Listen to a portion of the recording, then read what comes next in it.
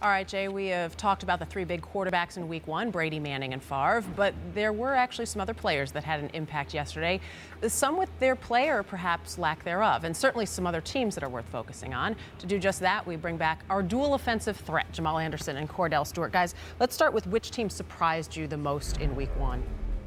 I would say the Atlanta Falcons. With the way Matt Ryan came out and conducted himself, in pretty much a hostile mental environment for himself, being at his first opportunity to start, along with having Michael Turner to come out and rush as well as he did. And then you had Jenkins catch the one, but the defense played well, played sound, held them to only 21 points or so.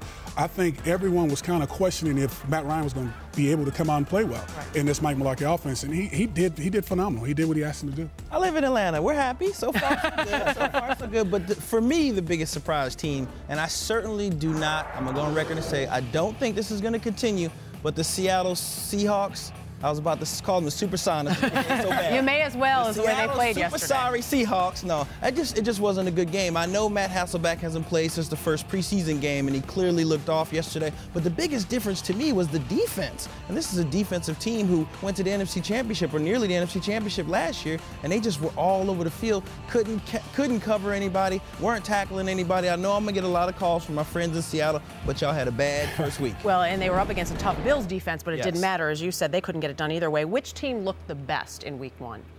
Dallas Cowboys, without a doubt. I mean, to me, I was expecting that game against the Cleveland Browns to be a much tougher game. And I know Cleveland Brown and some of the comments Braylon Edwards made about this being a game we could see where we are. You are not there yet, Braylon. I mean, if Romo doesn't throw that interception, we may be looking at a 45-3 game. I mean, Dallas was all over the field. Romo looked great. T.O. looked great. I know Barber suffered the injury, but don't worry, Felix Jones is there. I mean, everybody who was supposed to step up and play for Dallas stepped up and they played well yesterday. I would give it to the Steelers. Okay. You know, they came out and pretty much gave Matt, I mean, realistically speaking, they gave Matt Schaub a little fits here and there. Right. You know, he was jumping, throwing passes, something that you don't teach in practice. But you have the Steelers swarming around the way they do. Willie Parker making the runs that he made. Willie Parker looked fantastic yesterday. Yes. And then you have Roethlisberger, who's going 13 and 14 for probably like 140 yards or so. I mean, that was. Yeah, you're taking the bias comment back a little bit. I was pleasantly surprised how well they played. Yeah, they play. I mean, but this is all the time by the Steelers. Right. They're very methodical. Their defense swarm around, make plays, confuse the quarterbacks, as they did. And hey, what can you all the time, except maybe not last year. maybe not last year. I would like to get one. It wouldn't hurt. Did you hear that? You can give them a call later. All right, who's facing I guess maybe the biggest question mark after Week 1? I would say the New England Patriots. You know, after losing Tom Brady to the injury that he has, that's tough because he's the face of your franchise. Absolutely. But when you have someone like Matt Castle that will come in, and we hope, I'm going to show the fans there will hope, the coaches will hope that he comes in and play well. Because during the preseason, he didn't look as well as they needed him to look just in case something like this were to happen. But now the pressure is on, the fire is on the stove, and he's sitting on top of the fire. And now he has to go out and perform well. For me, there's no doubt the biggest question mark is Vince Young. I know everybody's talking Brady, and now we just got the report about Vince Young being out for 2 to 4 weeks. But this was supposed to be his year. Right. This was the year that people were expecting Vince Young to step up, become the guy at the quarterback position, not the athletic quarterback, but the guy who was going to sit back in the pocket and be able to deliver the ball.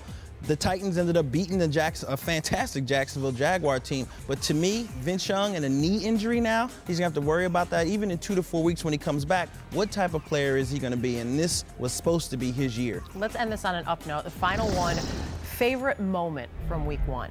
The favorite moment? I like Joe Flacco.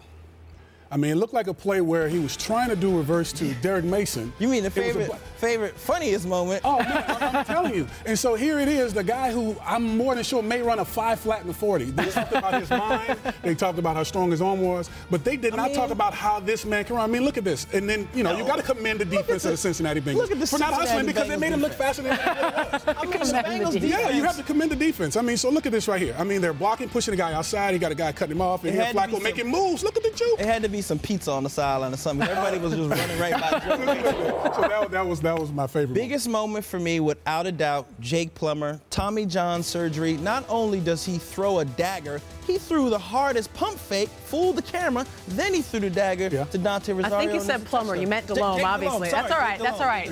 I'm used to this happening to me. It's okay. Jake Delhomme for the Carolina Panthers. I thought it was. I mean, everybody was talking about how is he going to be? Is he going to be able to come back? And the Panthers. He almost fumbled it. You know, he was sort of reaching for the ball up there when he got it on. I don't know if the snap was high and making that pass. And the most important thing, he throws it at the highest point where coaches talk about as quarterbacks to your receivers. In the end zone, throw it at his highest point, let your big guy make the play. Jake Delhomme was 8 for 11 on that final drive for 70 yards. So I think he cemented his health. I think they said it too on there. He certainly threaded the needle when you watch the replay of that. Great stuff. I'd just like to point out, new members of our family, yet you've already both figured out how to harass me because I've heard it from both of them all morning about Colorado and Utah. Colorado and Utah. Little Michigan love. And not a lot of it. You know, you got the Utah colors on now. You know. I love it. If you guys are lucky, we'll see it. No, we'll see it tomorrow. Thanks, guys. Good stuff. Don't forget tonight.